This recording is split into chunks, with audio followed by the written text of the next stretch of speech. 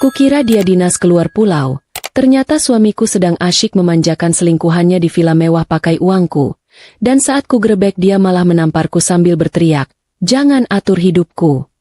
Sebelum kita mulai lebih lanjut, yuk, tekan tombol suka, serta tombol subscribe agar tidak ketinggalan kisah menarik lainnya. Dan jangan lupa absen asal kota Bapak Ibu di kolom komentar. Semoga rezeki kita semua dilancarkan, kesehatan kita diberkahi, dan keluarga kita selalu harmonis dalam lindungannya. Amin. Melipat kemeja suami itu semacam seni menata kesabaran. Apalagi kalau suamimu adalah Bimo yang rewelnya melebihi anak balita tumbuh gigi. Pagi itu aku sedang sibuk menata isi koper hitam miliknya yang katanya akan dibawa terbang ke Kalimantan selama 3 hari. Bimo bilang ada urusan proyek besar yang tidak bisa ditinggal. Padahal aku tahu betul proyek di Kalimantan itu baru tahap tanah kosong yang isinya cuma ilalang dan mungkin beberapa ekor bekantan yang sedang bengong. Tapi ya sudahlah, sebagai istri yang selama 5 tahun ini dianggap tidak tahu apa-apa, aku memilih diam dan menuruti sandiwara kecilnya. Lagi pula, melihat Bimo sibuk mematut diri di depan cermin dengan gaya sok penting itu ada hiburannya tersendiri, mirip melihat badut yang sedang bersiap untuk pertunjukan sirkus. Bedanya badut ini memakai dasi mahal yang aku belikan bulan lalu. Bimo berdiri di depan cermin besar kamar kami, menyisir rambutnya yang sudah klimis dengan penuh perasaan seolah-olah dia adalah aktor utama dalam film laga. Dia menyemprotkan parfum begitu banyak sampai-sampai nyamuk di radius 5 meter mungkin akan pingsan karena mabuk kepayang. Wangi maskulin yang menyengat itu memenuhi ruangan. Wangi yang dulu membuatku jatuh cinta, tapi sekarang malah membuat perutku sedikit mual karena bercampur dengan aroma kebohongan yang pekat. Dia membetulkan kerah kemejanya, lalu menoleh padaku dengan tatapan yang dia pikir berwibawa. Padahal di mataku dia terlihat seperti orang yang sedang menahan buang angin karena terlalu tegang.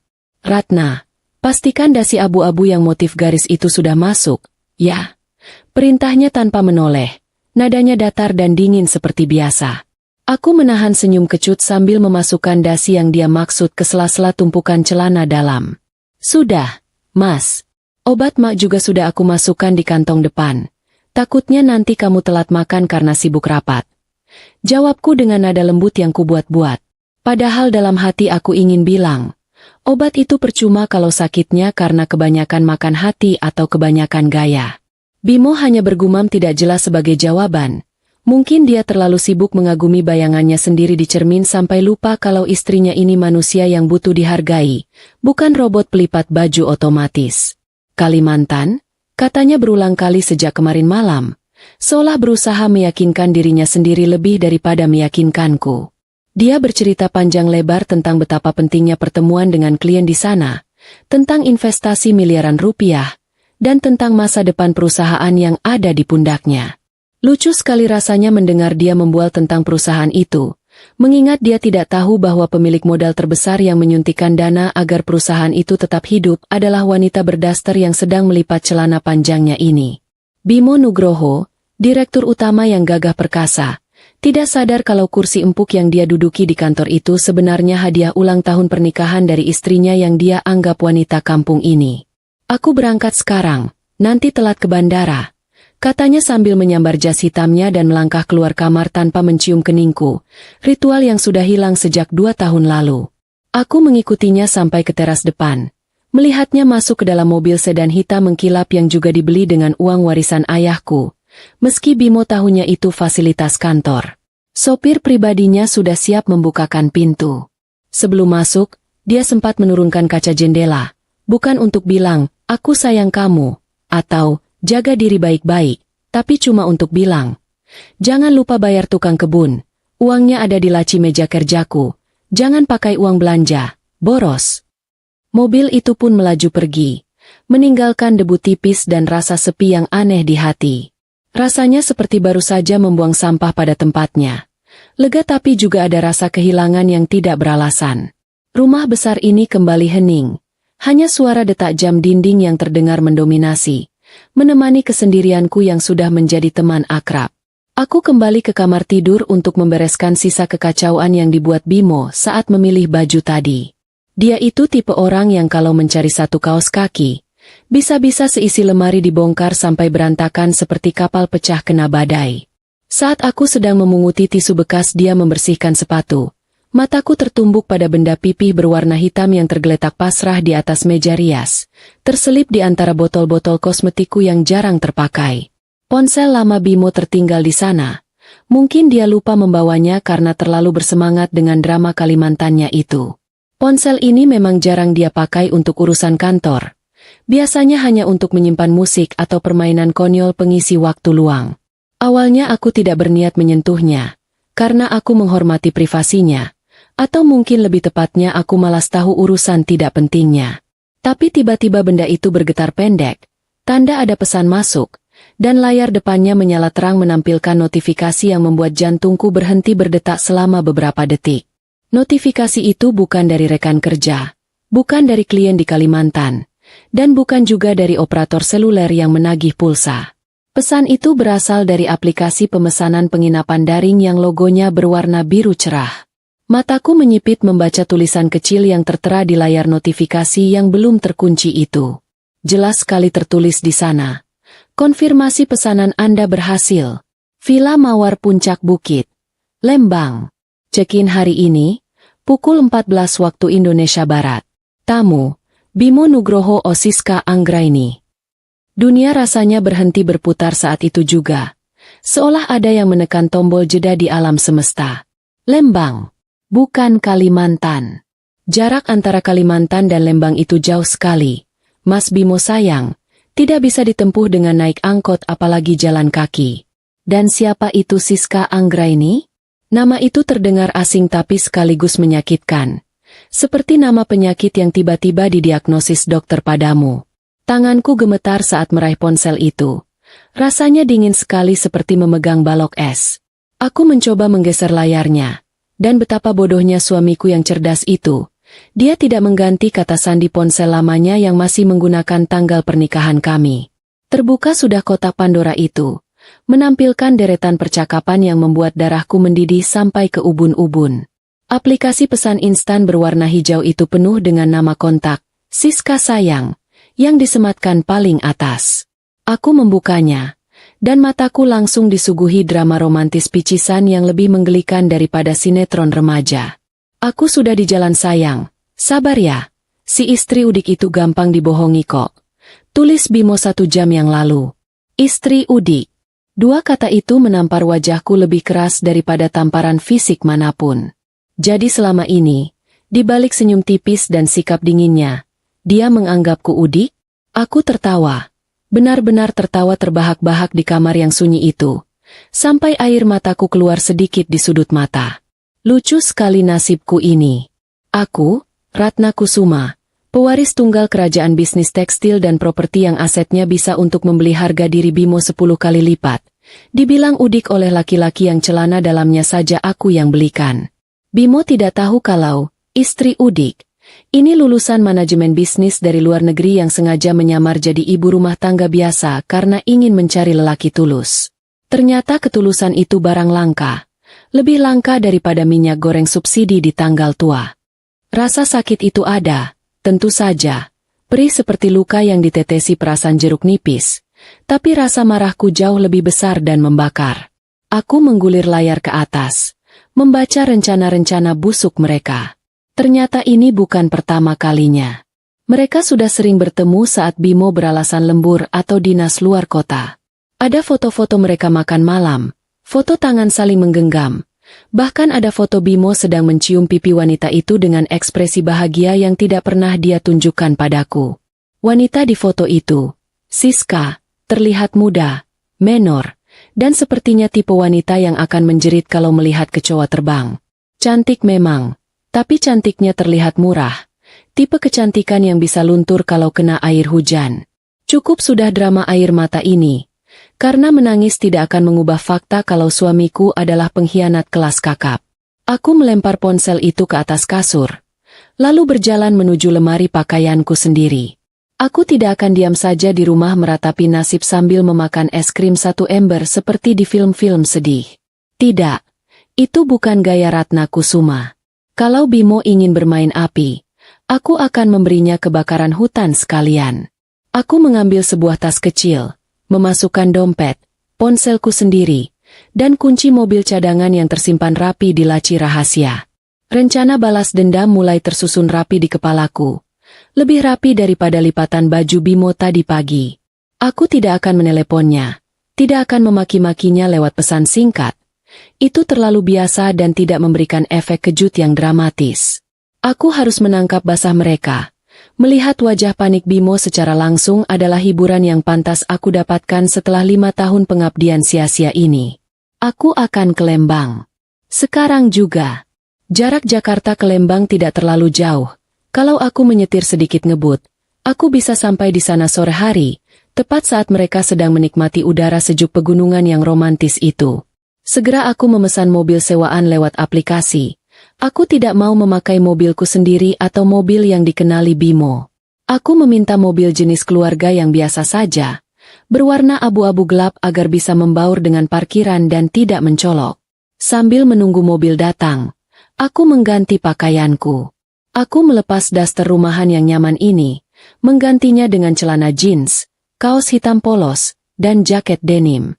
Aku mematut diri di cermin, melihat pantulan wanita yang selama ini menyembunyikan taringnya. Wajahku memang terlihat lelah dan sedikit pucat tanpa riasan tebal, tapi mataku menyala-nyalang memancarkan tekad yang kuat. Tunggu aku, Mas Bimo, bisikku pada pantulan di cermin, memberikan senyuman miring yang mengerikan. Kita lihat siapa yang udik nanti. Mobil sewaan datang 15 menit kemudian. Sopirnya seorang bapak tua yang ramah. Tapi aku meminta untuk menyetir sendiri dengan alasan privasi dan aku akan membayarnya 3 kali lipat. Bapak itu setuju dengan wajah sumringah. Rejeki nomplok katanya. Tanpa tahu kalau mobilnya akan dipakai untuk misi penggerebekan suami durhaka. Aku memacu kendaraan itu membelah jalanan Jakarta yang mulai padat merayap. Kemacetan ini biasanya membuatku stres. Tapi kali ini aku menikmatinya sebagai waktu untuk menata emosi agar tidak meledak sebelum waktunya. Aku menyalakan radio, dan entah kebetulan atau semesta sedang bercanda, lagu yang berputar adalah lagu dangdut tentang sakit hati dikhianati cinta. Sepanjang perjalanan di jalan tol, pikiranku melayang ke masa lalu, ke masa-masa awal pernikahan kami. Dulu Bimo adalah karyawan biasa yang rajin dan santun. Itu yang membuatku jatuh hati. Dia tidak tahu latar belakang keluargaku karena aku memang sengaja menyembunyikannya. Aku bilang orang tuaku petani di desa, dan Bimo menerimaku. Kupikir itu cinta tulus. Tapi setelah menikah, perlahan sifat aslinya keluar. Dia mulai ambisius, mulai menuntut gaya hidup mewah, dan aku, demi mendukung suami, diam-diam menyuntikkan dana ke perusahaannya lewat pengacara keluargaku agar karir Bimo melesat. Bodohnya aku, memberikan saya pada orang yang tidak tahu cara berterima kasih, dan sekarang dia malah terbang ke pelukan wanita lain.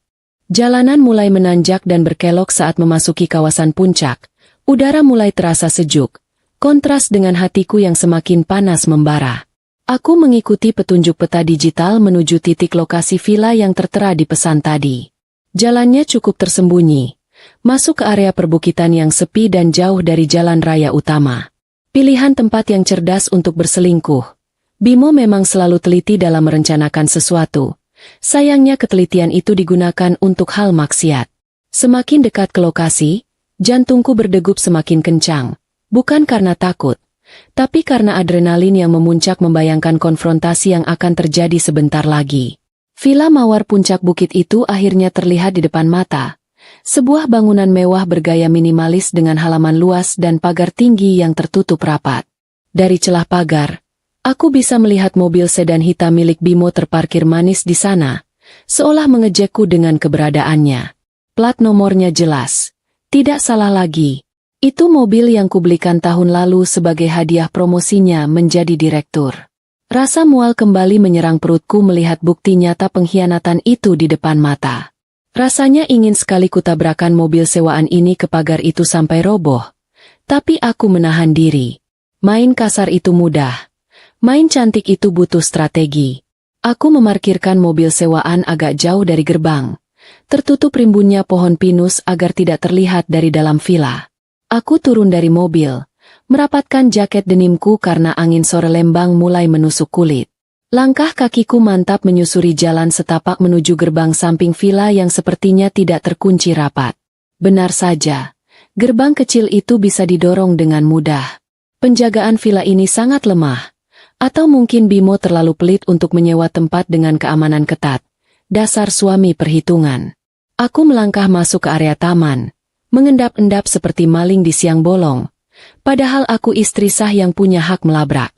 Suara tawa terdengar dari arah belakang villa. Suara tawa laki-laki yang sangat aku kenal dan suara tawa perempuan yang melengking manja. Suara itu berasal dari area kolam renang pribadi. Aku menarik napas panjang, mengisi paru-paruku dengan oksigen sebanyak mungkin, menyiapkan diri untuk pemandangan yang mungkin akan menghantuiku seumur hidup. Dengan tangan gemetar menahan amarah, aku melangkah mendekati sumber suara itu. Di balik semak-semak tanaman hias yang tinggi, aku mengintip. Dan di sanalah mereka. Bimo sedang duduk santai di kursi malas tepi kolam. Hanya memakai celana pendek kolor yang warnanya norak sekali, kuning stabilo. Di sebelahnya, wanita itu, Siska, duduk dengan pakaian renang yang kekurangan bahan, sedang menyuapkan potongan buah ke mulut Bimo. Mereka terlihat bahagia. Terlihat seperti pasangan di mabuk asmara yang dunia hanya milik berdua, sedangkan yang lain cuma numpang ngekos. Pemandangan itu membuat darahku mendidih seketika. Rasanya ingin kulempar pot bunga besar di dekatku ke arah kepala Bimo biar dia sadar. Tapi lagi-lagi aku menahan diri. Aku harus tenang. Aku harus elegan. Aku harus membuat mereka malu sampai ke tulang sumsum. Aku mengeluarkan ponselku. Merekam kejadian itu beberapa detik sebagai bukti. Bukti ini akan sangat berguna nanti di pengadilan atau untuk sekadar kenang-kenangan betapa buruknya selera suamiku. Setelah dirasa cukup, aku menyimpan ponsel itu kembali ke saku jaket. Aku merapikan rambutku sedikit, menegakkan punggung, dan memasang wajah dingin tanpa ekspresi. Inilah saatnya. Panggung sandiwara mereka harus diturunkan layarnya sekarang juga. Dengan langkah tenang namun mematikan, aku keluar dari persembunyianku, berjalan lurus menuju mereka berdua. Suara langkah kakiku yang beradu dengan lantai batu alam membuat mereka menoleh. Siska yang pertama kali menyadari kehadiranku, matanya membelalak kaget, mulutnya yang penuh buah langsung berhenti mengunyah. Bimo mengikuti arah pandang Siska, dan saat matanya bertemu dengan mataku, wajahnya yang tadi merah merona karena senang langsung berubah pucat pasi seperti mayat yang baru bangkit dari kubur. Potongan buah di tangannya jatuh menggelinding ke lantai. Sama menggelindingnya dengan harga dirinya saat ini.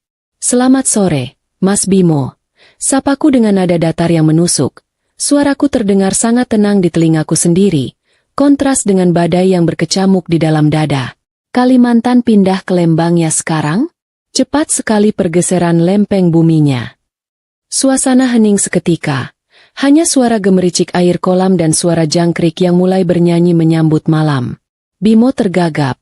Mulutnya membuka dan menutup seperti ikan maskoki kekurangan oksigen. Dia mencoba berdiri, tapi kakinya tersangkut meja kecil di sampingnya hingga gelas minuman jatuh pecah berantakan. Perang! Suara pecahan kaca itu memecah keheningan, menjadi tanda dimulainya perang terbuka di antara kami. Aku berdiri tegak di sana, menatap nanar pada laki-laki yang pernah berjanji sehidup semati, yang kini berdiri gemetar ketakutan hanya karena kedatangan istrinya yang katanya udik ini. Permainan baru saja dimulai. Bimo berdiri mematung dengan wajah yang mendadak berubah warna dari putih pucat menjadi merah padam. Mungkin karena malu atau karena jantungnya sedang berpacu balapan dengan rasa takut. Ia melirik ke arah Siska yang mulai terlihat gelisah, lalu kembali menatapku dengan mata yang berangsur alih menjadi tajam. Sepertinya harga diri laki-laki ini sedang terusik hebat karena aku datang merusak suasana bulan madu ilegalnya. Alih-alih merasa bersalah, dia justru melangkah maju ke arahku dengan langkah besar yang dibuat-buat agar terlihat berani. Padahal aku bisa melihat lututnya sedikit gemetar di balik celana kuning stabilo yang sungguh merusak pemandangan itu. "Ratna, mau apa kau kesini?" Suaranya meninggi, menggema di antara tebing-tebing Lembang yang sunyi. Nadanya penuh dengan kemarahan yang dipaksakan untuk menutupi rasa paniknya. Aku hanya tersenyum tipis, sebuah senyuman yang biasanya aku simpan untuk menghadapi klien bisnis yang keras kepala, bukan untuk suamiku sendiri. "Mau apa?" Tentu saja mau melihat proyek Kalimantan MU yang luar biasa itu. Mas, ternyata proyeknya sudah rampung ya? Bentuknya villa dengan kolam renang dan seorang pemandu wisata berbaju minim. Jawabku santai sambil melirik Siska yang sekarang sibuk menutupi tubuhnya dengan handuk. Wajahnya terlihat kecut seperti jeruk purut yang diperas. Siska berdeham pelan, mencoba ikut campur dengan suara yang dibuat sedemikian rupa agar terdengar manja tapi malah terdengar seperti suara kucing terjepit pintu. Mas, siapa sih wanita kampung ini? Kok berani-beraninya masuk ke area pribadi kita? Tanyanya sambil memandangku dengan tatapan meremehkan dari ujung rambut sampai ujung kaki. Dia mungkin pikir dengan jaket denim dan celana jeans ini, aku hanya orang suruhan atau tukang kebun yang salah masuk lokasi. Bimo seolah mendapatkan tenaga tambahan setelah mendengar pembelaan dari selingkuhannya itu. Dia mencengkeram lenganku dengan kasar. Cengkeraman yang cukup kuat sampai aku merasa kuku-kukunya sedikit menekan kulitku. Pulang kau sekarang. Kamu tidak berhak datang ke sini dan mengacaukan urusanku. Ngapain kau ke sini? Kamu pikir dengan membuntutiku begini kamu hebat? Teriaknya tepat di depan wajahku. Napasnya tercium bau alkohol tipis, bercampur dengan aroma parfum murahan yang sepertinya menempel dari tubuh Siska. Aku mencoba melepaskan tangannya, tapi dia malah semakin kencang mencengkeram. Lepaskan, Mas. Kamu menyakitiku, kataku dengan nada yang masih kuusahakan tenang, meski di dalam hati aku ingin sekali menendang tulang keringnya sampai patah. Tidak akan. Kamu benar-benar bikin malu saja. Jangan berlagak seolah kau itu istriku yang paling suci di depan orang lain. Jangan atur kemana dan dengan siapa aku pergi. Teriak Bimo lagi. Suaranya naik 1 oktav sampai burung-burung di pohon pinus mungkin terbang menjauh karena kaget. Kamu itu cuma istri rumahan. Tugasmu cuma di dapur dan melipat baju. Bukan jadi detektif amatiran yang memalukan. Siska tertawa mengejek di belakang Bimo. Sebuah tawa yang sangat menyebalkan. Iya nih, Mbak. Mending pulang saja. Mas Bimo lagi sibuk. Lagian selera baju Mbak juga tidak cocok di tempat mewah begini. Merusak pemandangan tahu tidak? Ucapnya sambil mengibaskan rambutnya yang dicat pirang jagung itu. Rasa panas mulai menjalar di pipiku. Bukan karena malu, tapi karena amarah yang sudah mencapai titik didih. Aku menatap mata Bimo lekat-lekat. Mencoba mencari sisa-sisa laki-laki santun yang dulu kunikahi, tapi yang ada di depanku hanyalah sosok laki-laki asing yang sudah dibutakan oleh kekuasaan semu dan rayuan wanita murahan. Saat aku hendak bicara lagi, tiba-tiba tangan Bimo terayun dengan sangat cepat. Plah!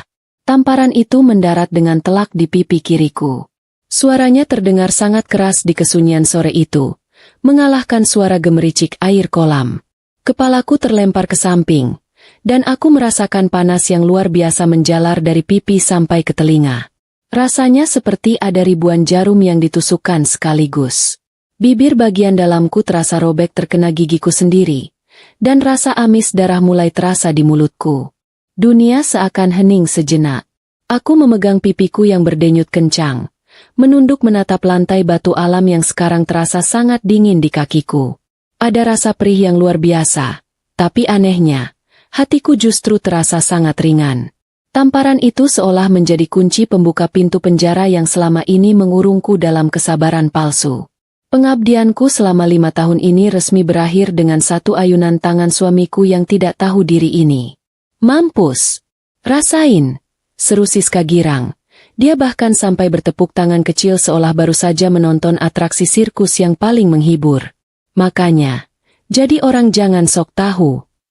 Bimo terengah-engah, wajahnya masih menunjukkan kemarahan, tapi ada sedikit kilat ketakutan di matanya saat melihatku diam saja. Itu peringatan buat kamu, Ratna. Biar kamu sadar posisi kamu itu di mana. Sekarang pergi dari sini sebelum aku panggil keamanan untuk menyeretmu keluar seperti sampah.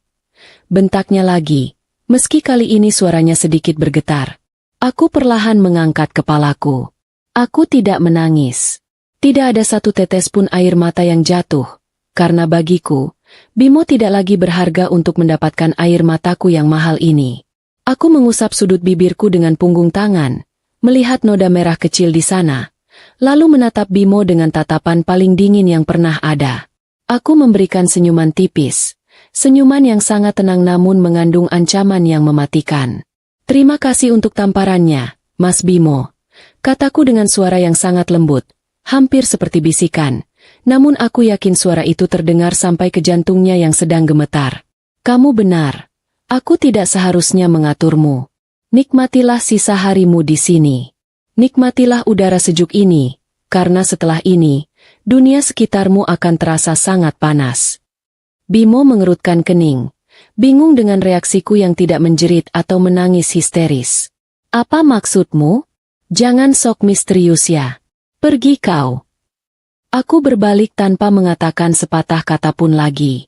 Aku berjalan menjauh dari kolam renang itu, meninggalkan mereka yang mungkin sedang saling pandang karena bingung. Langkah kakiku terasa sangat mantap. Tidak ada lagi keraguan. Di dalam kepala, aku sudah mulai menyusun langkah selanjutnya yang akan membuat Bimo merangkak memohon ampun. Dia pikir dia bisa menindasku hanya karena aku diam? Dia lupa kalau orang yang paling diam adalah orang yang paling berbahaya saat mereka memutuskan untuk bicara. Aku kembali ke mobil sewaan dengan perasaan yang aneh, campuran antara marah, sakit fisik, dan rasa lega yang luar biasa. Aku menyalakan mesin mobil, menarik napas dalam-dalam, dan mengeluarkan ponselku. Aku tidak akan membuang waktu. Sambil memegang pipi yang masih berdenyut, aku menekan sebuah nomor di kontakku yang tersimpan dengan nama Pak Dharma, rahasia. Telepon langsung diangkat pada deringan pertama. "Halo, Ibu Ratna? Ada yang bisa saya bantu?" Suara Pak Dharma, pengacara kepercayaan keluarga besarku, terdengar tenang dan profesional. "Pak Dharma." Suaraku terdengar serak namun tegas. "Aktifkan rencana pembersihan. Sekarang juga. Saya ingin semua aset, rekening, dan fasilitas atas nama Bimo Nugroho dibekukan total. Jangan sisakan sepeser pun. Ganti semua kunci rumah di Jakarta dan siapkan surat pemberhentian tidak hormat untuknya sebagai direktur utama." Ada jeda singkat di seberang sana. "Baik, Ibu. Bagaimana dengan bukti-buktinya?" "Saya sudah punya semua fotonya, dan baru saja dia memberi saya hadiah fisik sebagai bukti tambahan kekerasan," jawabku sambil melirik memar di pipiku lewat cermin mobil. "Lakukan dalam 1 jam. Saya ingin saat dia bangun besok pagi, dia menyadari kalau dia hanya punya baju yang menempel di badannya." "Dimengerti, Ibu. Semuanya akan beres sebelum malam ini berakhir," jawab Pak Dharma patuh. Aku menutup telepon dan melemparnya ke kursi sebelah. Sekarang giliran aku yang akan menonton pertunjukan. Bimo bilang aku tidak boleh mengaturnya? Baik, aku tidak akan mengaturnya. Aku hanya akan menghentikan napas keuangannya, mencabut semua kemewahan yang selama ini dia banggakan, dan membiarkannya berdiri sendiri tanpa dukungan dari istri udiknya ini. Kita lihat sejauh mana laki-laki hebat itu bisa bertahan tanpa uangku. Aku memacu mobil menuruni Bukit Lembang dengan perasaan puas. Pipi ini memang sakit, tapi kepuasan membayangkan wajah hancur Bimo nanti jauh lebih nikmat. Di pinggir jalan, aku melihat sebuah warung sate kelinci yang cukup ramai. Tiba-tiba perutku merasa lapar. Sepertinya melabrak suami selingkuh butuh energi yang besar. Aku memarkirkan mobil, memesan seporsi sate, dan makan dengan lahap sambil menikmati pemandangan kota Bandung dari kejauhan yang mulai berhias lampu. Beberapa orang yang duduk di sebelahku melirik pipiku yang lebam dengan tatapan kasihan. Seorang ibu-ibu bahkan berbisik pada suaminya sambil menunjukku. Aku hanya tersenyum ramah pada mereka. Mereka mungkin pikir aku korban kekerasan yang malang, padahal mereka sedang melihat seorang wanita yang baru saja menyulut sumbu ledak untuk menghancurkan hidup seorang pengkhianat. "Kasihannya, Neng, pipinya merah begitu. Jatuh atau gimana?" tanya ibu penjual sate sambil mengantarkan segelas teh hangat. "Oh, ini Bu." Aku menyentuh pipiku pelan. "Iya, tadi kena tamparan, kenyataan, yang keras sekali. Tapi tidak apa-apa Bu, ini luka pembawa hoki," jawabku santai. Ibu penjual itu hanya melongo bingung. Mungkin pikirnya aku sudah sedikit gila karena tekanan batin. Dia tidak tahu saja kalau di balik pipi merah ini, ada rencana besar yang akan membuat suamiku menjerit histeris sampai suaranya habis. Aku menghabiskan teh hangatku, membayar dengan uang tunai, dan kembali masuk ke mobil. Jakarta menungguku, dan ada sebuah rumah mewah yang harus segera disterilkan dari aroma laki-laki bernama Bimo Nugroho. Malam itu, di sepanjang jalan tol kembali ke Jakarta, aku terus memantau pergerakan Pak Dharma lewat pesan singkat. Laporan demi laporan masuk. Rekening diblokir. Kartu kredit ditolak. Akses kantor dicabut. Mobil operasional sedang dalam proses penjemputan paksa. Semua berjalan sangat lancar. Sehalus kulit wajah Siska yang belum pernah merasakan kerasnya hidup. Aku tidak sabar menunggu besok pagi, saat Bimo mencoba menggesek kartu kreditnya untuk membayar sarapan mewah bersama selingkuhannya dan menyadari kalau dia sekarang tidak lebih dari seorang pengangguran yang tidak punya harga diri. Selamat tidur, Mas Bimo. Nikmatilah mimpi indahmu malam ini, karena besok adalah awal dari nerakamu yang paling nyata. Bisikku sambil menginjak gas lebih dalam, membelah kegelapan malam dengan dendam yang sudah matang. Apakah aku merasa jahat? Sedikit. Tapi apakah aku menyesal? Sama sekali tidak. Dalam hidup ini, ada orang yang harus diberi pelajaran dengan kata-kata. Tapi ada juga orang yang hanya bisa sadar kalau dunia mewahnya ditarik secara paksa sampai dia jatuh tersungkur. Dan Bimo termasuk jenis yang kedua. Aku akan memastikan dia merasakan setiap senti penderitaan yang aku rasakan. Dan aku akan melakukannya dengan senyuman paling manis di wajahku. Besok, seluruh Jakarta akan tahu siapa Ratna Kusuma yang sebenarnya. Dan Bimo akan belajar arti kata, hormat, dengan cara yang paling menyakitkan. Bimo Nugroho, bersiaplah untuk menjerit. Karena istrimu yang, udik, ini baru saja memulai pertunjukan yang akan membuatmu histeris seumur hidup. Pagi akan datang sebentar lagi. Dan fajar itu tidak akan membawa kehangatan bagimu, melainkan badai yang akan menyapu bersih semua yang pernah kau curi dariku. Jakarta di tengah malam itu terasa lebih bersahabat daripada udara dingin Lembang yang penuh sandiwara. Aku sampai di depan gerbang rumah mewah kami di kawasan Jakarta Selatan saat jarum jam menunjuk angka 1 pagi. Di depan rumah, 2 mobil hitam besar sudah terparkir rapi, dan beberapa pria berseragam safari gelap tampak berjaga dengan sigap. Itu adalah tim keamanan yang dikirim Pak Dharma, bukan lagi satpam komplek yang biasa disogok Bimo dengan rokok sebungkus. Aku turun dari mobil sewaan, menyerahkan kunci pada salah satu petugas, dan melangkah masuk ke rumah yang selama ini kurawat dengan sepenuh hati namun tidak pernah terasa seperti rumah yang hangat. Pekerjaan Pak Dharma luar biasa cepat, lebih cepat dari gosip di grup WhatsApp ibu-ibu arisan. Semua kunci pintu utama, pintu samping, hingga gerbang belakang sudah diganti dengan sistem digital terbaru yang hanya bisa dibuka dengan sidik jariku. Aku masuk ke ruang tengah, menyalakan lampu kristal yang cahayanya memenuhi ruangan luas itu. Mataku tertuju pada foto pernikahan besar kami yang tergantung di dinding. Di sana Bimo tersenyum lebar, terlihat sangat tulus. Padahal sekarang aku tahu itu hanyalah topeng terbaik yang pernah dia beli. Tanpa ragu sedikit pun, aku meraih vas bunga kristal di meja dan melemparkannya tepat ke arah wajah Bimo di foto itu. Prang! Kaca pecah berantakan. Dan hatiku rasanya jauh lebih lega daripada setelah sesi yoga 1 jam.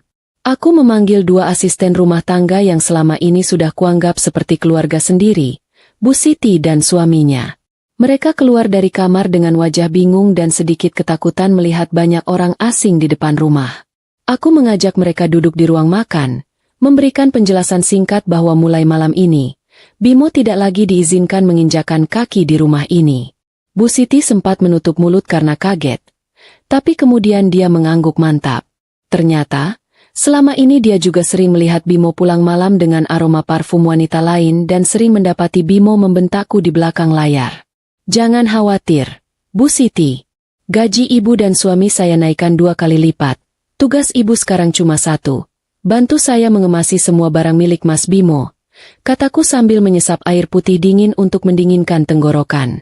Kami mulai bergerak menuju kamar utama dan ruang kerja Bimo. Aku mengeluarkan 2 koper besar yang tadi pagi aku siapkan untuk dinas, bohongannya ke Kalimantan.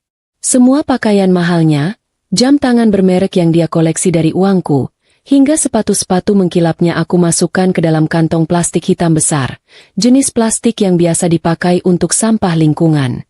Aku tidak mau membuang waktu melipatnya dengan rapi. Biarkan saja semua jas seharga puluhan juta itu berkerut di dalam sana. Sama seperti harga dirinya yang sebentar lagi akan kusut masai.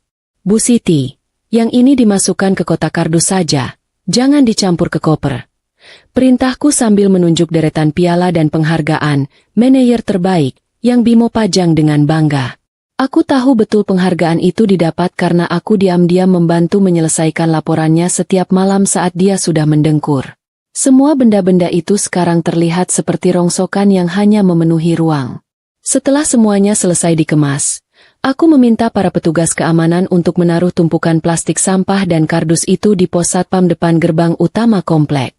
Biarkan saja semua itu jadi tontonan tetangga besok pagi. Selesai dengan urusan barang-barang, aku masuk ruang kerja pribadiku yang selama ini terkunci rapat. Aku membuka laptop, masuk ke sistem keuangan perusahaan pusat. Jari-jariku menari di atas papan tik dengan lincah. Aku melihat pergerakan rekening perusahaan konstruksi yang dikelola Bimo. Benar saja dugaan Pak Dharma.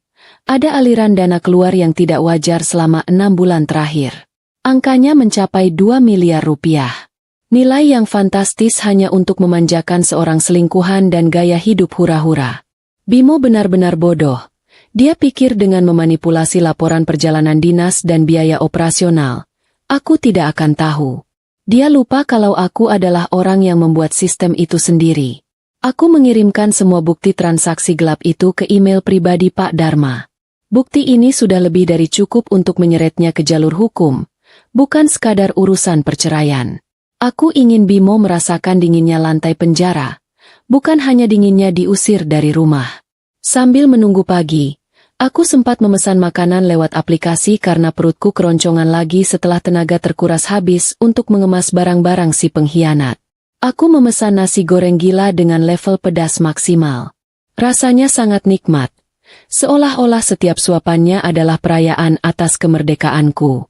Pukul 5 pagi, ponselku bergetar hebat. Nama, Bimo, suami, muncul di layar. Sepertinya dia baru saja bangun tidur di Lembang dan mencoba memeriksa ponselnya. Atau mungkin dia baru menyadari kalau akses internet di vilanya tiba-tiba mati karena tagihannya langsung kuputus. Aku membiarkan ponsel itu bergetar sampai mati sendiri. Dia menelepon lagi sampai 5 kali. Lalu beralih mengirimkan pesan singkat bertubi-tubi. Ratna, kenapa kartu kreditku tidak bisa dipakai? Aku mau bayar villa tapi ditolak. Kamu jangan main-main ya. Nyalakan sekarang atau aku akan benar-benar menceraikanmu saat pulang nanti. Tulisnya dalam pesan singkat dengan huruf besar semua. Sepertinya dia masih merasa punya posisi tawar di depanku.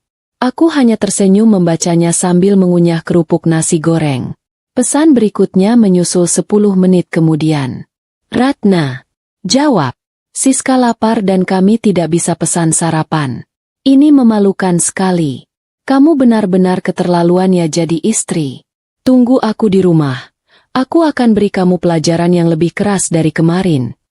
Aku mengetik jawaban pendek yang sangat santun namun mematikan. Maaf, Mas. Bukankah katamu aku tidak boleh mengaturnya? Jadi, aku putuskan untuk berhenti mengatur keuanganmu juga. Silakan pakai uang pribadimu saja. Direktur utama kan gajinya besar. Selamat menikmati sarapan angin Lembang yang segar ya. Setelah mengirim pesan itu, aku langsung mematikan ponselku dan tidur dengan sangat nyenyak di atas kasur empuk yang sekarang terasa luas dan bersih. Matahari sudah cukup tinggi saat aku terbangun karena suara keributan di depan gerbang rumah. Aku melirik jam dinding. Sudah pukul 10 pagi. Sepertinya, sang raja sudah kembali dari pengasingannya di Lembang dengan perasaan murka. Aku bangkit, mencuci muka sebentar, dan mengenakan daster batik kesayanganku.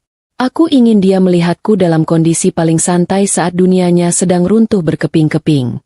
Aku berjalan menuju balkon lantai 2, melihat ke bawah ke arah gerbang.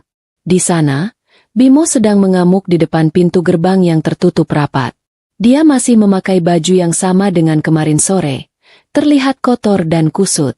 Di belakangnya, Siska tampak merengut kesal di dalam mobil sedan hitam yang juga sudah tidak bisa jalan karena sistem pelacak dan mesinnya sudah dimatikan lewat aplikasi pusat.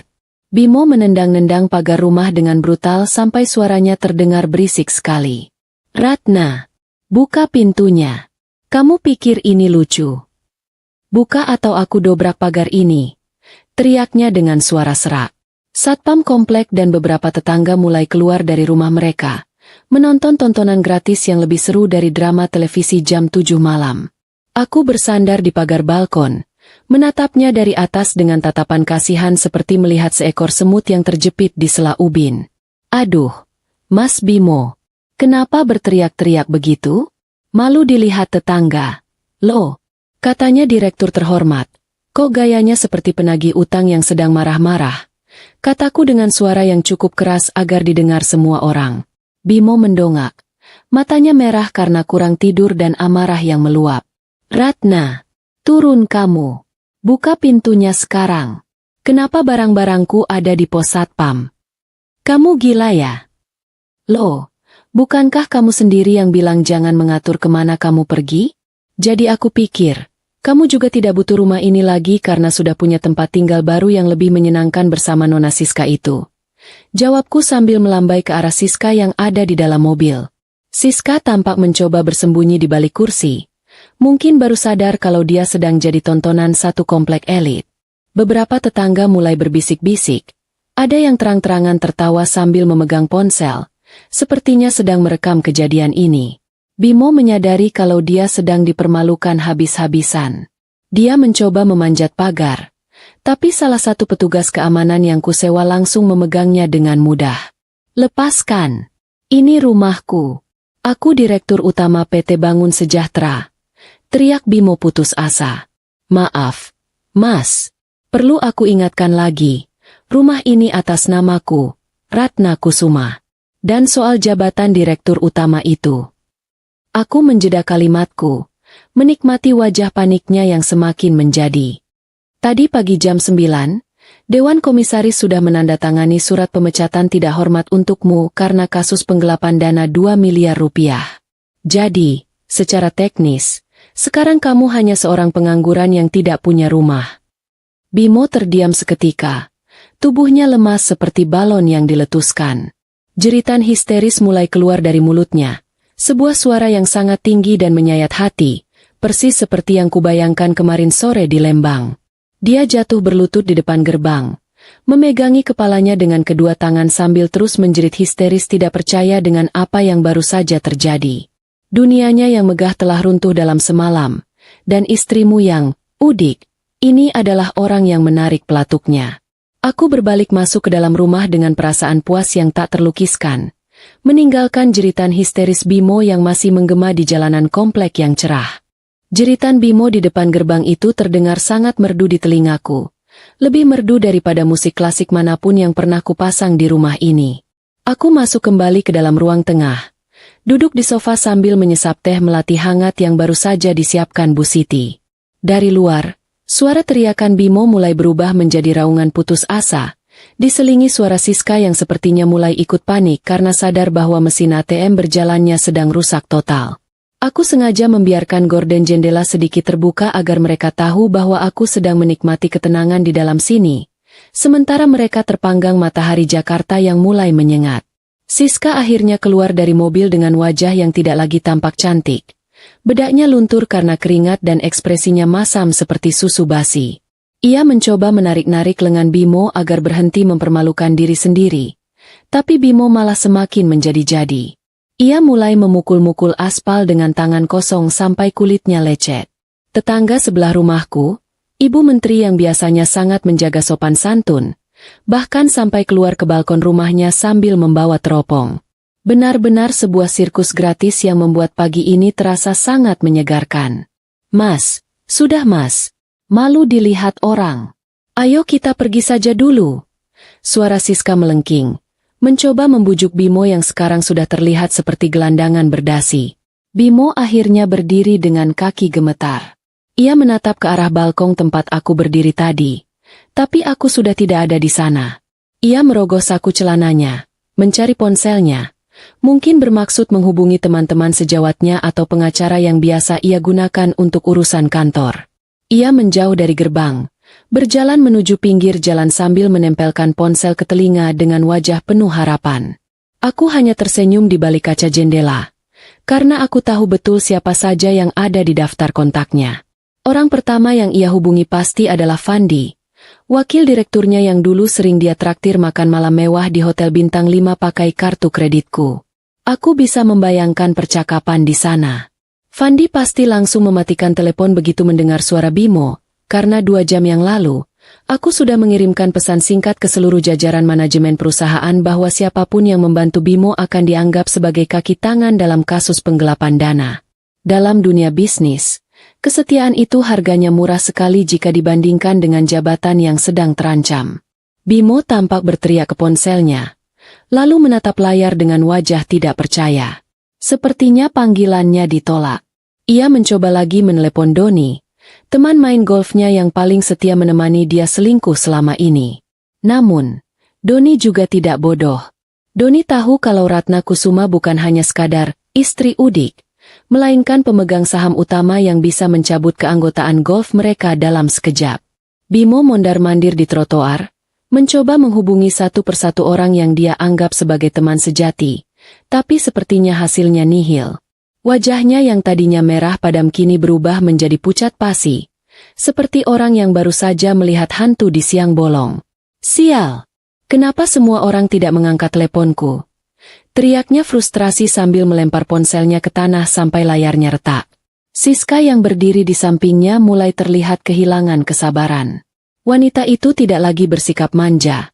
Ia justru mulai berkacak pinggang dan menatap Bimo dengan tatapan muak.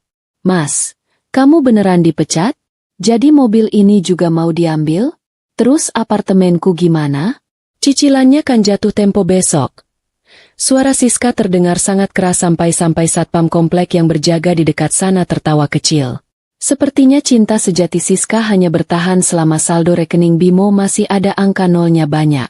Bimo menatap Siska dengan tatapan kosong. Sabar sayang, ini cuma masalah teknis. Ratna pasti cuma gertak sambal. Nanti kalau dia sudah tenang, aku akan bujuk dia lagi. Jawab Bimo mencoba menenangkan diri sendiri, padahal suaranya bergetar hebat seperti mesin cuci rusak. Siska mendengus kasar. Masalah teknis apanya? Kamu lihat tuh, barang-barangmu cuma dikemas pakai plastik sampah. Itu bukan gertak sambal. Mas, itu namanya dibuang. Siska menyambar tas mewahnya dari dalam mobil, lalu melambai ke arah taksi yang kebetulan lewat di depan komplek. Cari aku kalau uangmu sudah balik saja ya. Aku tidak mau ikut-ikutan jadi gembel. Bimo terpaku melihat Siska naik ke dalam taksi dan meluncur pergi tanpa menoleh sedikit pun. Kepergian Siska seolah menjadi hantaman terakhir yang meruntuhkan sisa-sisa kewarasan Bimo. Ia kembali berlutut di aspal, kali ini bukan karena ingin menjerit, tapi karena kakinya sudah benar-benar tidak sanggup lagi menopang tubuhnya yang berat oleh dosa. Aku memutuskan untuk keluar sebentar. Ingin memberikan kata-kata penutup sebelum tim pengacara dan polisi datang untuk membawanya pergi. Aku berjalan pelan menuju gerbang, meminta petugas keamanan membukanya sedikit. Bimo langsung mendongak, mencoba merangkak mendekat ke arahku. Wajahnya yang kotor karena keringat dan debu jalanan terlihat sangat menyedihkan. Jauh dari sosok direktur utama yang kemarin pagi menyemprotkan parfum mahal dengan gaya angkuh. Ia mencoba meraih ujung dasterku, tapi aku langsung mundur selangkah agar tangannya yang kotor tidak mengotori baju kesayanganku. Ratna, tolong, jangan begini. Aku minta maaf. Aku cuma hilaf. Siska yang merayuku duluan. Rengeknya dengan suara sengau karena menangis. Lucu sekali. Kemarin di Lembang dia bilang aku jangan mengatur hidupnya. Sekarang dia malah memohon-mohon seperti pengemis yang belum makan 3 hari. Aku menatapnya dengan tatapan datar, tanpa benci dan tanpa rasa kasihan. Mas Bimo, hilaf itu kalau kamu tidak sengaja menginjak semut. Kalau kamu menyewa villa mewah selama setahun dan menggelapkan uang 2 miliar, itu namanya rencana jahat yang sangat terorganisir. Jawabku santai sambil melirik jam tangan. Sebentar lagi polisi akan sampai ke sini. Sebaiknya kamu rapikan sedikit bajumu. Tidak enakan kalau masuk kantor polisi dalam keadaan berantakan begitu. Wajah Bimo berubah dari memelas menjadi ketakutan luar biasa. Polisi. Ratna, Jangan. Kita bisa bicarakan ini baik-baik. Aku suamimu. Dulu. Mas. Dulu sekali sebelum kamu memutuskan untuk menamparku dan membawa wanita lain ke tempat tidur kita. Kataku sambil menutup kembali pintu gerbang dengan tenang. Oh, satu lagi. Jangan repot-repot mencari teman-temanmu. Tadi aku sudah beli seluruh tagihan utang Fandi dan Doni kepada perusahaan. Jadi sekarang, mereka lebih takut padaku daripada harus mengasihani kamu. Aku berbalik dan berjalan masuk kembali ke dalam rumah, mengabaikan suara sirene mobil polisi yang mulai terdengar dari kejauhan. Hidup itu memang berputar. Mas Bimo, kemarin kamu merasa di atas awan sampai lupa menginjak bumi. Sekarang saatnya kamu belajar bagaimana rasanya dikubur hidup-hidup oleh kesombonganmu sendiri. Aku duduk kembali di meja makan, meminta Bu Siti menyiapkan nasi uduk hangat. Menonton kehancuran pengkhianat ternyata benar-benar membuat selera makanku meningkat berkali-kali lipat. Suara sirine mobil polisi itu terdengar seperti musik pengiring kemenangan yang sangat pas untuk menutup drama pagi ini. Aku duduk di ruang tamu, memperhatikan dari balik jendela besar bagaimana dua orang petugas berseragam keluar dari mobil dan menghampiri Bimo yang masih terduduk lemas di aspal. Wajah Bimo yang tadinya memelas, kini berubah menjadi pucat pasi, persis seperti kertas yang baru saja disiram air. Ia mencoba berdiri, tapi tangannya gemetar hebat saat salah satu polisi membacakan hak-haknya dan menunjukkan surat perintah penangkapan atas dugaan penggelapan dana perusahaan. Ini salah paham, Pak. Istri saya cuma sedang marah. Teriak Bimo putus asa saat petugas mulai memasangkan borgol besi di pergelangan tangannya. Suara klik dari borgol itu terdengar begitu tajam, seolah memutus seluruh urat nadi kekuasaan yang selama ini ia banggakan. Petugas tidak peduli. Mereka justru menyeretnya masuk ke dalam mobil patroli sementara tetangga-tetangga kami memberikan tepuk tangan kecil dari kejauhan. Benar-benar sebuah akhir yang sangat layak untuk seseorang yang merasa dunia hanya berputar di sekitar telunjuknya saja. Setelah mobil polisi itu menjauh, aku tidak lantas bersantai. Aku segera memanggil Pak Dharma untuk datang ke rumah bersama tim penilai aset. Aku ingin hari ini juga, setiap inci barang yang pernah disentuh atau dibeli oleh Bimo menggunakan uang perusahaan segera didata dan ditarik kembali. Aku berjalan menuju garasi, melihat deretan mobil mewah yang berjajar rapi. Ada satu mobil sport merah yang dulu sangat diinginkan Bimo sebagai lambang kesuksesannya. Aku tersenyum tipis sambil menyerahkan kunci mobil itu kepada tim penilai. Mobil ini, jam tangan di dalam laci kerjanya, sampai koleksi tongkat golf yang dia beli bulan lalu, semuanya sita. Perintahku tegas. Pak Dharma mencatat semuanya dengan cekatan. Kami mulai bergerak ke arah apartemen rahasia yang selama ini dia gunakan untuk menyembunyikan Siska. Aku sudah memegang kunci cadangannya yang kudapatkan dari brankas kantor. Saat kami sampai di sana, apartemen itu tampak berantakan. Sepertinya Siska sudah lebih dulu mengemasi barang-barang berharganya dan kabur lewat pintu belakang setelah kejadian di rumah tadi. Aku melihat sekeliling ruangan apartemen mewah itu. Sofa dari kulit asli, televisi berukuran raksasa, hingga botol-botol minuman mahal yang harganya bisa untuk memberi makan satu kampung selama sebulan. Semuanya dibeli dengan uang yang seharusnya masuk ke rekening kesejahteraan karyawan perusahaan. Pak Dharma, apartemen ini segera pasang papan pengumuman disita. Jangan biarkan siapapun masuk, termasuk wanita itu kalau dia berani kembali untuk mengambil sisa barangnya. Kataku sambil menginjak selembar foto Bimo dan Siska yang tertinggal di lantai. Sambil tim Pak Dharma bekerja, aku duduk di balkon apartemen itu dan membuka laptop. Aku mulai mengalihkan seluruh kontrak kerjasama yang dulu ditandatangani Bimo ke bawah pengawasan langsung asisten pribadiku yang baru. Aku juga mengirimkan email massal ke seluruh klien besar, memberitahukan bahwa Bimo Nugroho sudah tidak memiliki hubungan apapun dengan perusahaan kami. Lucunya, beberapa klien yang dulu sangat memuji-muji Bimo, langsung mengirimkan pesan simpati kepadaku, menawarkan bantuan hukum atau sekadar mengajak makan siang untuk menghibur. Dunia bisnis memang sekejam itu.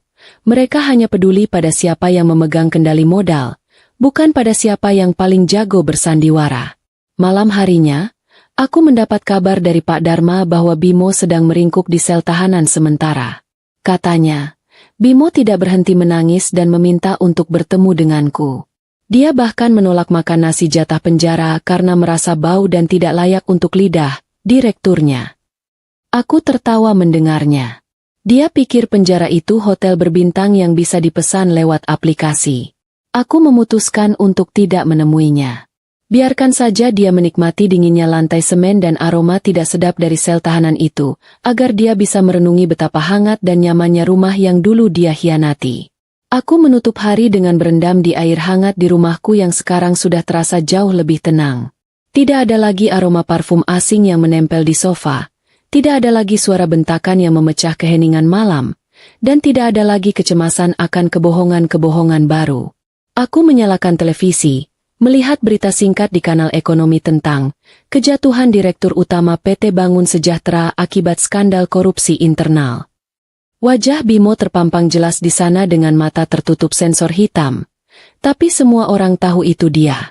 Selamat menikmati malam pertamamu di tempat baru, Mas Bimo. Bisikku sambil mematikan lampu kamar. Besok masih banyak aset yang harus kulikuidasi, termasuk kenangan-kenangan sampah yang masih tersisa di sudut hati ini.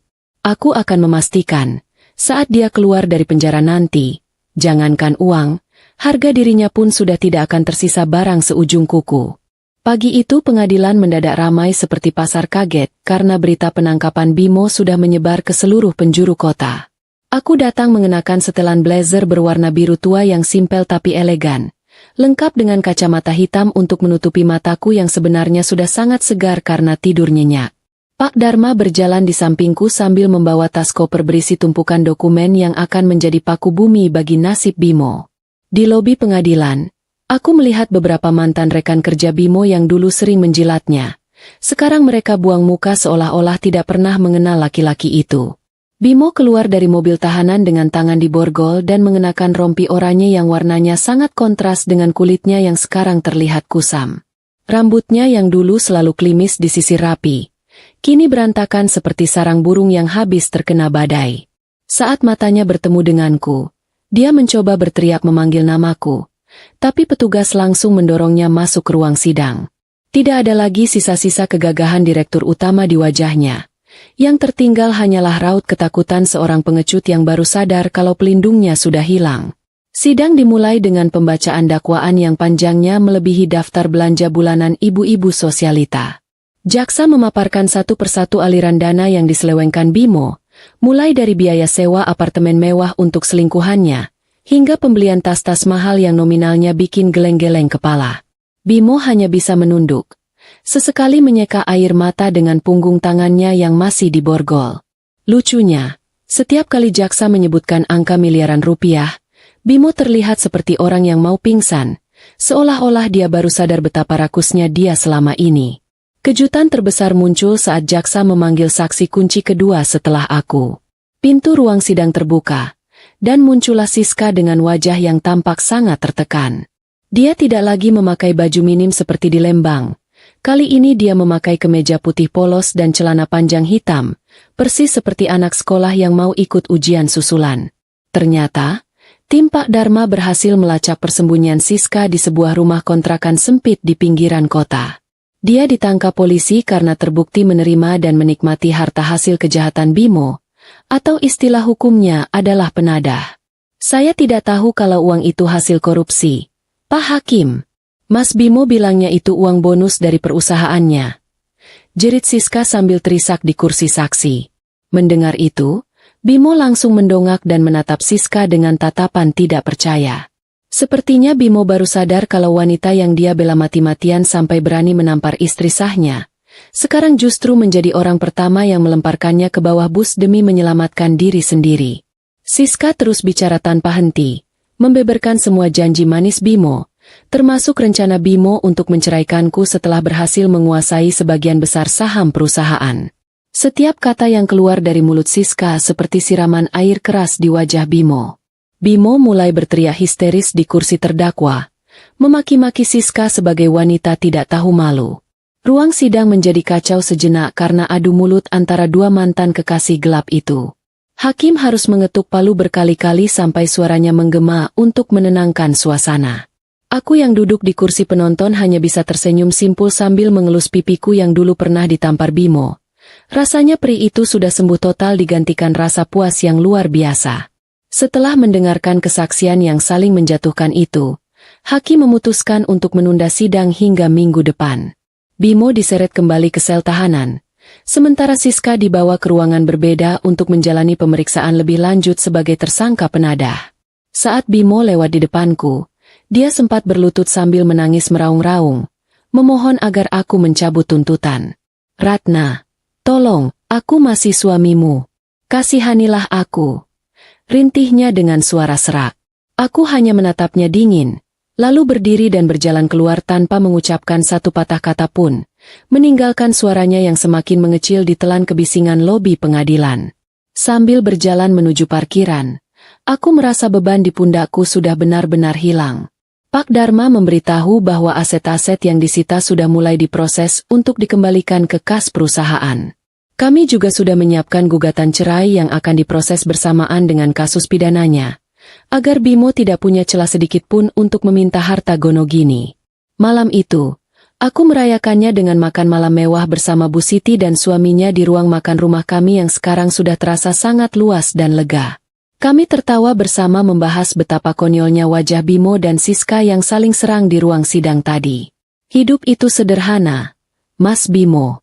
Kamu yang membuatnya rumit dengan mencoba bermain api di gudang bensin," bisikku sambil menutup hari dengan perasaan damai. Minggu depan akan ada sidang putusan, dan aku sudah tidak sabar untuk mendengar berapa lama Bimo akan menghabiskan waktu di balik jeruji besi, merenungi tamparan yang dia berikan padaku yang ternyata berujung pada kehancuran total hidupnya sendiri. Hari sidang putusan itu tiba dengan langit Jakarta yang mendung, seolah ikut berduka untuk nasib malang yang diciptakan Bimo sendiri. Aku datang lebih awal, duduk di barisan depan dengan tenang, memperhatikan setiap sudut ruang sidang yang akan menjadi saksi bisu berakhirnya riwayat kesombongan seorang Bimo Nugroho. Tidak ada lagi kacamata hitam. Aku ingin melihat dengan mata kepalaku sendiri bagaimana wajah laki-laki itu saat palu hakim menghantam meja dan mengunci masa depannya di balik terali besi. Bimo dibawa masuk dengan langkah yang diseret. Tubuhnya tampak lebih kurus dan kulitnya pucat karena jarang terkena sinar matahari penjara.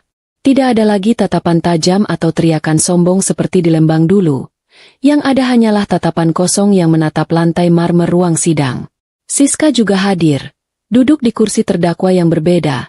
Wajahnya sembab dan rambut pirang jagungnya yang dulu dia banggakan sekarang tampak kusam dan tidak terurus. Mereka berdua duduk berjauhan, bahkan tidak saling melirik sedikit pun. Seolah-olah cinta membara yang mereka pamerkan di pinggir kolam renang itu hanyalah mimpi buruk yang ingin mereka lupakan. Hakim mulai membacakan putusan yang tebalnya seperti kamus bahasa. Setiap poin kesalahan Bimo dibacakan dengan suara yang tegas dan berwibawa. Mulai dari penyalahgunaan wewenang, penggelapan dana perusahaan yang sistematis, hingga tindakan kekerasan dalam rumah tangga yang buktinya sudah sangat jelas dari hasil visum pipiku. Bimo tampak gemetar hebat saat hakim menyebutkan angka kerugian perusahaan yang harus dia ganti, yang jumlahnya mustahil bisa dia bayar bahkan jika dia bekerja seumur hidup sebagai kuli bangunan sekalipun. Menjatuhkan pidana kepada terdakwa Bimo Nugroho dengan hukuman penjara selama 8 tahun dan denda 1 miliar rupiah. Suara hakim mengetuk palu. Tok, tok, tok. Suara itu seperti ledakan meriam di telinga Bimo. Dia langsung ambruk dari kursinya. Jatuh berlutut sambil menjerit histeris sampai suaranya pecah. Raungannya memenuhi ruang sidang. Sebuah suara penuh keputusasaan yang membuat beberapa orang di ruangan itu merasa ngeri. Siska sendiri divonis 2 tahun penjara karena terbukti menikmati hasil kejahatan. Dan dia langsung pingsan di tempat saat mendengar putusan itu. Aku berdiri perlahan, merapikan blazerku tanpa sedikit pun rasa kasihan yang tersisa di hati. Saat petugas mulai menyeret Bimo yang masih menjerit-jerit itu keluar, aku sengaja berjalan mendekat ke arah jalur lewatnya. Bimo mendongak. Matanya yang basah menatapku dengan tatapan memohon yang sangat menjijikan. "Ratna, jangan biarkan aku membusuk di sana. Tolong aku." Rintihnya sambil mencoba menggapai kakiku. Aku hanya membungkuk sedikit, berbisik tepat di telinganya agar hanya dia yang bisa mendengar. "Ingat kata-katamu di Lembang, Mas? Kamu bilang jangan atur hidupmu. Sekarang, aku tidak mengaturnya. Aku hanya membiarkan keadilan yang mengaturnya untukmu. Selamat menikmati 8 tahun tanpa AC dan parfum mahal ya. Aku memberikan senyuman manis terakhir sebelum berbalik pergi, meninggalkan suaranya yang terus memanggil namaku di tengah kerumunan wartawan yang mulai mengepungnya. Keluar dari gedung pengadilan, aku merasa seperti baru saja menyelesaikan maraton yang sangat panjang. Pak Dharma menghampiriku dengan senyum lebar sambil membawa surat resmi perceraian yang juga sudah dikabulkan oleh hakim agama di hari yang sama. Selamat, Ibu Ratna. Sekarang Ibu benar-benar bebas secara hukum dan administrasi, katanya sambil menjabat tanganku. Aku menarik napas dalam-dalam, menghirup udara Jakarta yang meskipun berpolusi, terasa sangat segar dan penuh kemenangan hari ini. Malam itu, aku tidak merayakannya dengan pesta mewah atau hura-hura. Aku hanya duduk di teras belakang rumah, ditemani secangkir coklat panas dan kesunyian yang menenangkan. Semua barang Bimo sudah bersih dari rumah ini. Tidak ada satupun jejaknya yang tersisa kecuali bekas pecahan foto di dinding yang sudah aku tambal dengan lukisan pemandangan yang indah. Besok pagi, aku sudah memesan tiket pesawat ke luar negeri untuk meninjau cabang baru perusahaan tekstilku sekaligus mengambil waktu istirahat yang sangat layak. Bimo mungkin sedang kedinginan di sel penjara malam ini. Tapi aku sedang merencanakan masa depan yang jauh lebih cerah tanpa ada pengkhianat di sampingku. Terima kasih sudah memberiku alasan untuk menjadi lebih kuat, Mas Bimo. Bisikku pada langit malam. Hidupku baru saja dimulai kembali, dan kali ini, aku akan memastikannya berjalan dengan aturan yang aku buat sendiri, tanpa perlu bersembunyi di balik daster atau kepolosan yang palsu. Pagi pertama tanpa bayang-bayang Bimo terasa seperti menghirup oksigen murni setelah bertahun-tahun terjebak dalam polusi. Aku sudah berada di dalam kabin pesawat kelas bisnis menuju Singapura untuk urusan ekspansi pabrik tekstil baruku. Sambil menyesap kopi hangat di kursi yang nyaman, aku membuka tablet dan melihat laporan dari tim hukum di Jakarta. Semua aset yang dulu dikuasai Bimo secara ilegal sudah resmi kembali ke kantong perusahaan. Ternyata, menceraikan parasit itu bukan cuma menyelamatkan mental, tapi juga menyelamatkan saldo rekening perusahaan yang selama ini bocor halus karena kelakuannya. Sementara aku sedang menikmati pemandangan awan dari ketinggian belasan ribu kaki, aku yakin Bimo sedang menikmati pemandangan jeruji besi yang dingin. Laporan dari informan Pak Dharma di dalam penjara menyebutkan bahwa hari-hari pertama Bimo di sana sama sekali tidak indah. Dia yang biasa tidur di atas kasur dengan jumlah benang ribuan, sekarang harus berbagi alas tidur tipis dengan 5 orang narapidana lainnya yang aromanya tidak kalah tajam dari sampah pasar induk. Tidak ada lagi pelayan yang membawakan sarapan ke tempat tidur. Yang ada cuma antrian panjang untuk mendapatkan jatah nasi cadung yang rasanya mungkin mirip kardus basah. Bimo dikabarkan sering menangis setiap malam, memanggil namaku sambil memukuli tembok sel sampai tangannya memar. Teman-teman satu selnya yang merupakan narapidana kasus pencurian dan perkelahian tentu saja tidak punya waktu untuk mendengarkan drama melankolis seorang mantan direktur yang manja. Katanya, Bimo sempat mencoba memerintah salah satu narapidana untuk memijat kakinya, dan hasilnya dia malah berakhir di sudut ruangan dengan mata lebam karena hampir dikeroyok satu sel. Di penjara, jabatan direktur utama itu tidak lebih berharga daripada sepotong sabun mandi.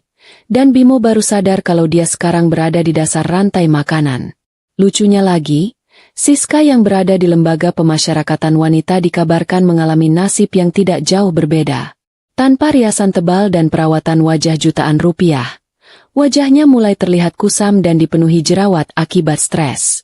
Dia harus belajar mencuci pakaiannya sendiri dan menyikat toilet setiap pagi sebagai bagian dari program pembinaan. Tidak ada lagi tas mewah yang bisa dia pamerkan. Yang ada cuma seragam daster penjara yang kasar. Siska dikabarkan sempat mengirim surat melalui pengacaranya untuk meminta bantuanku agar masa hukumannya dikurangi. Sebuah permintaan yang tentu saja langsung aku jadikan bungkus gorengan karena tidak masuk akal. Sesampainya di Singapura, aku langsung disambut oleh mitra bisnisku dengan penuh hormat.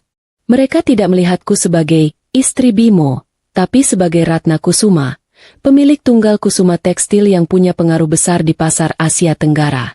Aku menandatangani kontrak kerjasama senilai jutaan dolar dengan senyuman yang sangat tenang. Di tengah jamuan makan malam mewah yang menghadap ke Marina Bay, aku sempat teringat tamparan Bimo di Lembang. Tamparan itu memang menyakitkan fisikku saat itu, Tapi tamparan itulah yang sebenarnya membangunkanku dari tidur panjang sebagai istri yang terlalu baik. Aku mengirimkan selembar kartu pos dari Singapura ke alamat penjara tempat Bimo berada. Di kartu pos itu hanya ada gambar gedung-gedung tinggi yang megah dan tulisan singkat di belakangnya. Udara di luar sini sangat segar, Mas. Selamat menjalani 7 tahun 9 bulan sisanya ya. Jangan lupa jaga kesehatan, karena dendamku masih punya banyak kejutan. Aku membayangkan wajahnya yang hancur saat membaca kartu pos itu di tengah aroma pengap sel penjara, dan perasaan itu jauh lebih nikmat daripada hidangan mewah apapun yang ada di depanku saat ini.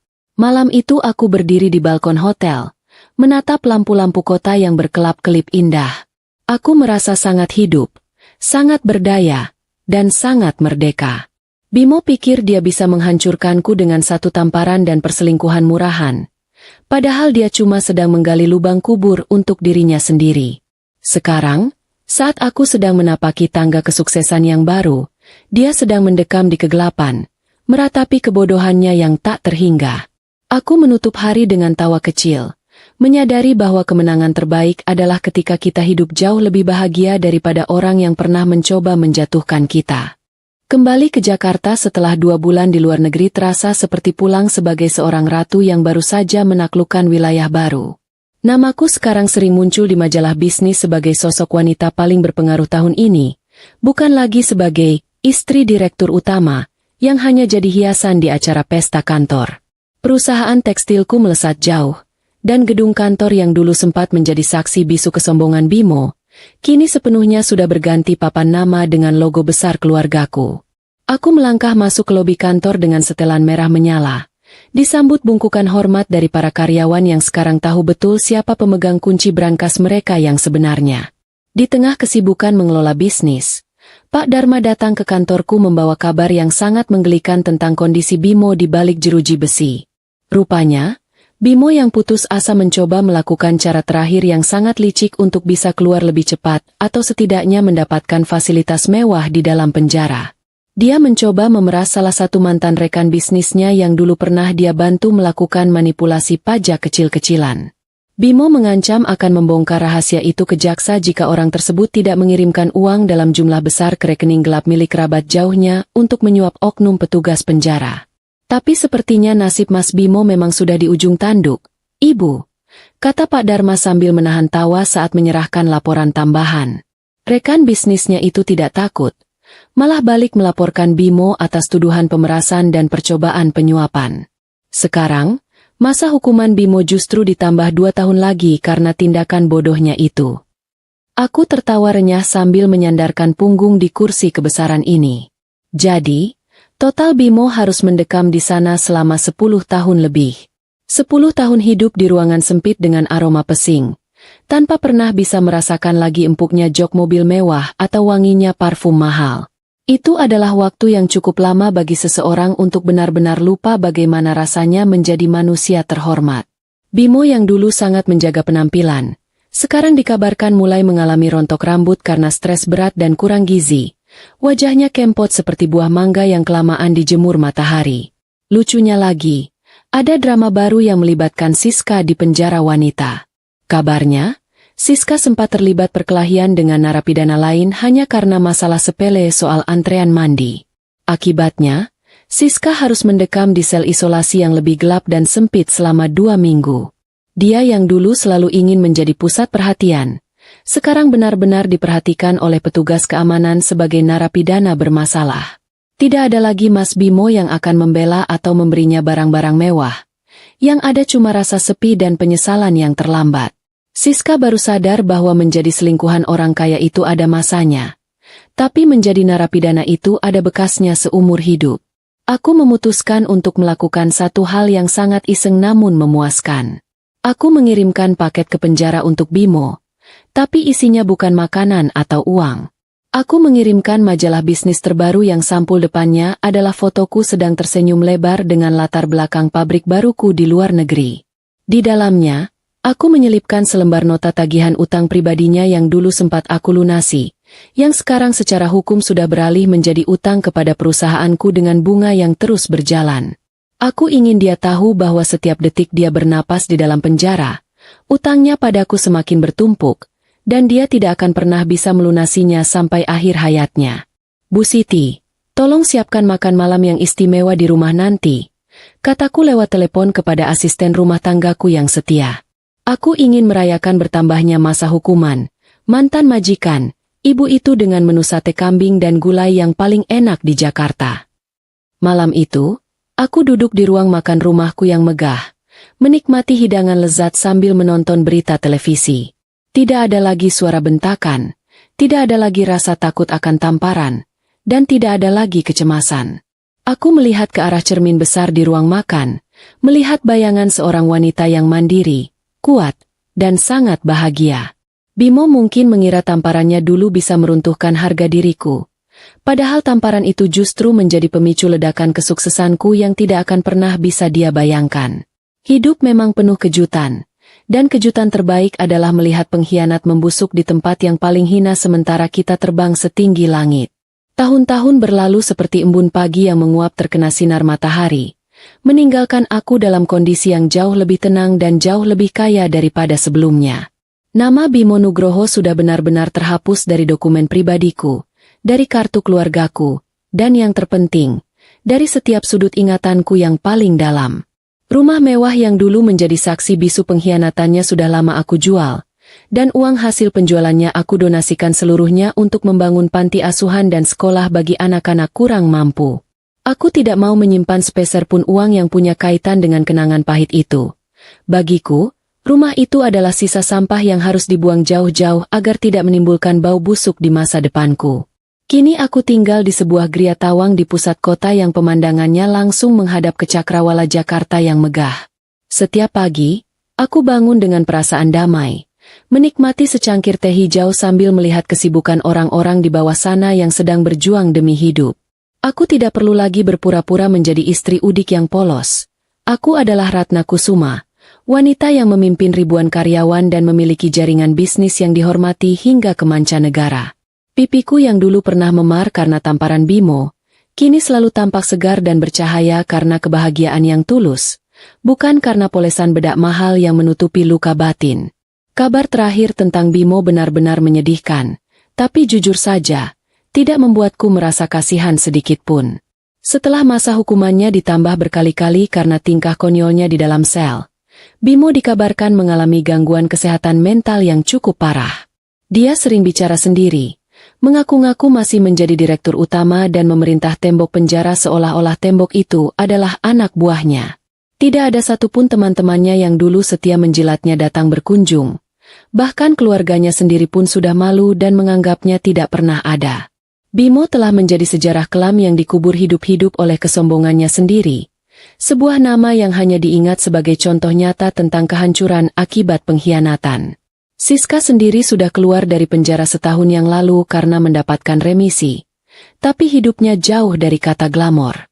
Tanpa koneksi, tanpa modal, dan dengan status mantan narapidana, dia tidak bisa lagi kembali ke dunia hiburan atau mencari mangsa lelaki kaya. Informanku bilang, Siska sekarang bekerja sebagai buruh cuci piring di sebuah kedai nasi pinggir jalan di daerah terpencil. Wajahnya yang dulu dia banggakan sekarang sudah keriput karena kelelahan dan tekanan hidup. Itulah hukuman yang paling pantas untuknya. Hidup dalam kemiskinan dan ketidakjelasan, meratapi masa kejayaannya yang dia curi dari kebahagiaan orang lain. Sore itu, aku sedang duduk di ruang kerjaku yang luas, memeriksa laporan tahunan perusahaan yang keuntungannya naik berkali-kali lipat. Pak Dharma masuk membawa sebuah amplop kecil yang dikirimkan dari lembaga pemasyarakatan. Isinya adalah surat dari Bimo. Tulisan tangannya berantakan dan kertasnya tampak kotor. Dia memohon dengan sangat memelas agar aku sudi menjenguknya sekali saja sebelum dia benar-benar hilang ingatan. Dia bilang dia merindukan masakan rumahan dan rindu pada istri udiknya, yang dulu sangat baik padanya.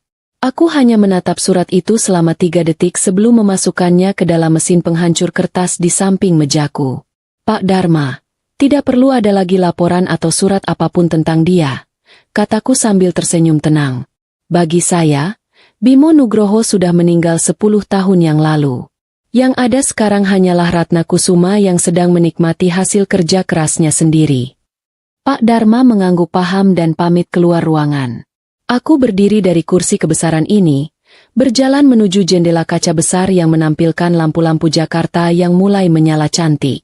Aku mengelus pipi kiriku pelan, mengenang betapa kerasnya tamparan Bimo sore itu di Lembang. Sebuah tamparan yang tanpa sengaja telah mengubah nasibku menjadi luar biasa. Tanpa tamparan itu, mungkin aku masih menjadi istri yang tertidur dalam kebohongan. Tanpa tamparan itu, aku tidak akan pernah tahu seberapa besar kekuatan yang aku miliki untuk menghancurkan pengkhianat dan membangun kerajaanku sendiri. Aku mengambil ponselku, melihat jadwal keberangkatanku besok untuk liburan ke Eropa bersama Bu Siti dan suaminya sebagai hadiah atas kesetiaan mereka selama ini. Aku ingin mereka juga merasakan bagaimana nikmatnya hidup tanpa beban, menikmati hasil dari kejujuran dan ketulusan. Hidup ini memang tentang pilihan. Dan aku bersyukur telah memilih untuk berhenti bersabar pada orang yang salah. Aku menutup hari dengan menarik napas panjang, merasakan kelegaan yang sempurna. Terima kasih untuk semuanya, Mas Bimo. Tamparanmu dulu adalah hadiah terbaik yang pernah kau berikan. Bisikku pada angin malam yang berembus pelan. Aku mematikan lampu ruangan, melangkah keluar dengan kepala tegak dan hati yang penuh dengan kedamaian. Cerita tentang Bimo dan Siska sudah berakhir di tempat sampah sejarah, dan ceritaku yang sebenarnya baru saja dimulai dengan halaman-halaman yang penuh dengan kesuksesan dan tawa kemenangan yang abadi. Aku benar-benar merdeka, dan kemenangan ini rasanya jauh lebih manis daripada kata-kata manapun yang pernah ada.